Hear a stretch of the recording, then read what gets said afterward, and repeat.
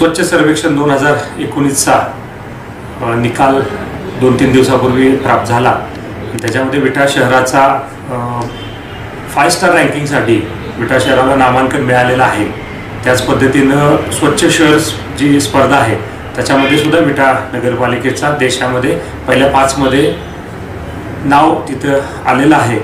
हे ज्यावेळी आनंदाची बातमी आम्हा सर्वांना समजली त्यावेळी खरंच आपण जे गेली 2 वर्ष सातत्यानं शहरामध्ये स्वच्छतेसंदर्भाचे काम करतोय ते काम केलेल्याची कुठेतरी पोचपावती किंवा काम केल्याचा आनंद आम्हाला त्या दिवशी मिळाला।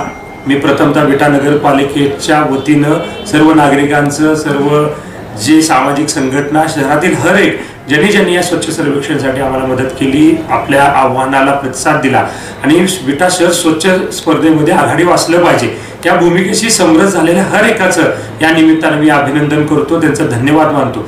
भविष्य काळात सुद्धा अत्यंत चांगल्या पद्धतीनं आपण हे शहर असंच प्रगतीपथावर ठेवण्यासाठी सर्वांनी सातत्यानं प्रयत्न करूया अशी एक अपेक्षा या निमित्तानं व्यक्त करतो।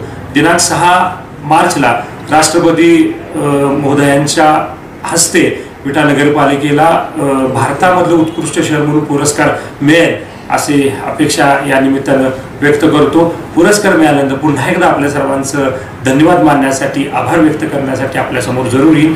आज फक्त हे पुरस्कार मिळवण्यामध्ये आपण सगळ्यांनी सहकार्य केलं एवढे फक्त ऋण इथं